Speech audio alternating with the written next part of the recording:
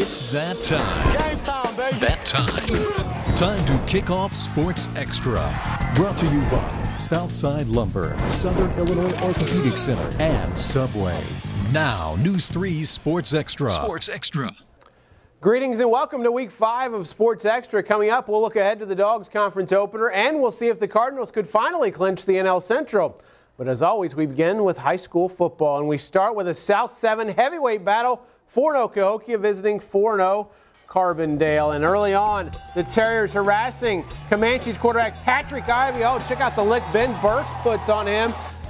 They would rule Ivy down later in the first. It's Ivy on 4th and 5, finding Jimmy Hunt for 5 and a whole lot more. 41 in all for the touchdown, 7-0 Cahokia. Carbondale would try to get some things going here. Max Kraus going up top for Aaron Grigsby.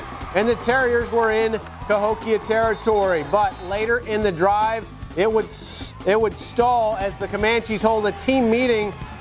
Unfortunately, right on Kraus's back. Cahokia ball. Now, again, it's Ivy. The fake one way back the other way to Donald Collier for their second TD hookup of the half. 20-0 Comanches at the break. And that's the way it ends. 20-0.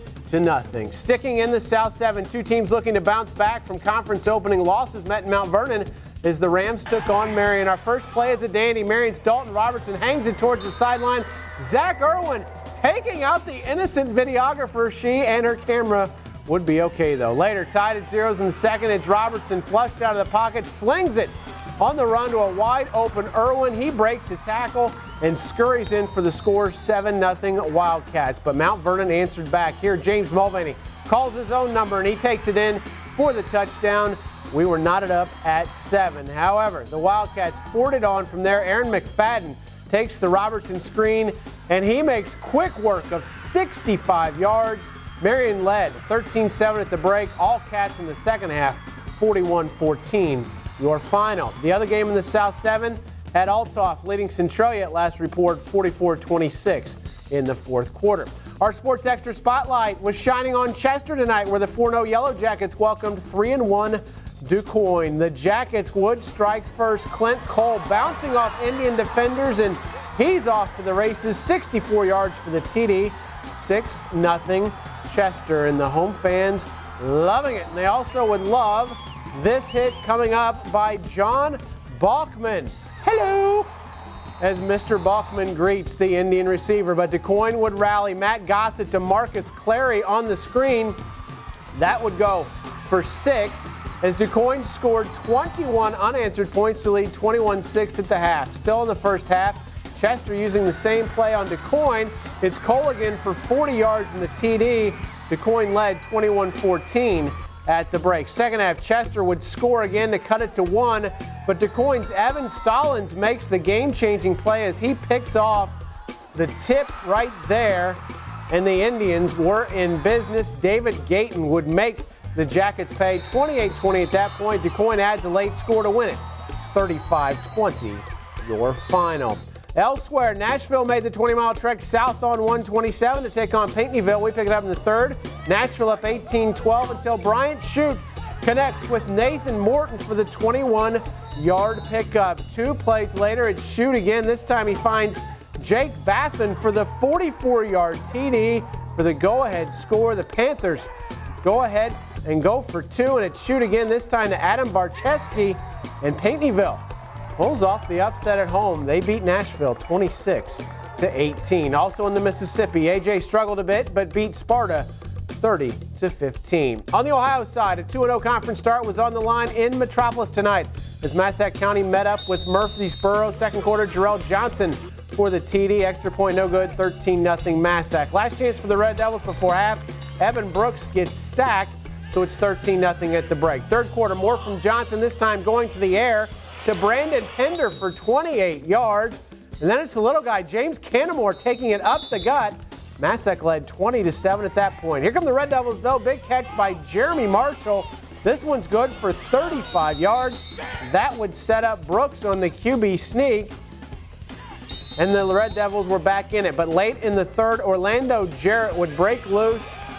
Actually, that's Massac going in for the score there. The Patriots led 35-13, and that would be your final Patriots win big. In Harrisburg, two teams trying to stay in the playoff chase went head-to-head as the Bulldogs took on Herrin. We're going to start out with some Tigers defense. It's Herrin's David Mallow taking down Reed Roper for a 12-yard loss in the first quarter. Now in the second, Harrisburg's Dawson Monfort is going to go up the middle for 15 yards and the score. We were tied at 7. Then the Bulldogs' Isaac Beam goes for his own run on the side for 30 yards. And Bulldogs were in business again. That would set up this long bomb to Keelan Rash for the touchdown. 14-7 Bulldogs at the half, and they go on to win it 27-13. Tomorrow in the Ohio, West Frankfort and Benton renew pleasantries. It's homecoming in Frankfort, kickoff 2 o'clock. It's Rivals Week in the Black Diamond. Unbeaten Cessar, Waltonville, Woodlawn playing host to CZR. And the Red Devils would go to work early. Cessar fired up early in the first. Bearcat quarterback Steven Dow tries it over the middle, but Brock Wheatley is there for the interception. The Red Devils had the ball in Bearcat territory. Then in the second, Cessar up 7 already. The Red Devils running game come alive. Tyler Rock with the tough run here, moving the ball deep into Bearcat territory. Then on 1st and goal, Rock gets the rock, and he barrels in for the score. And the Red Devils roll on homecoming, 46-0. Your final. Old friends Johnston City and Carterville met up in Carterville tonight. Both teams coming in 3-1 on the season. The story of this one, the Lions defense stifling all night. In fact, the Lions pitched their 4th straight shutout. 34-0 Carterville at the break, and looking for more in the second half, it's Jeff Aldridge to Daniel Fry. Carterville in business, but Johnston City's defense would stiffen.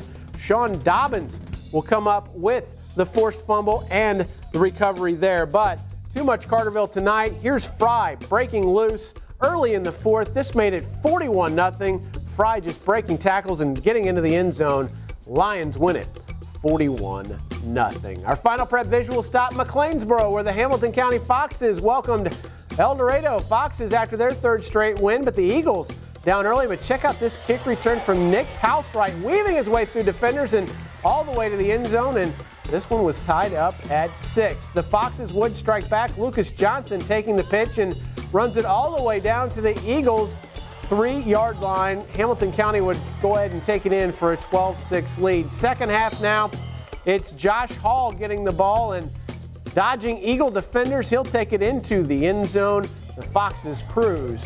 34-6 was the last score we had in the 4th. Elsewhere in the Diamond, Fairfield big over Carmi-White County, 41-6. Tomorrow, Vienna welcomes Eldorado Trico at 1. One other score tonight, Mount Carmel beats Washington, Indiana, 42-14.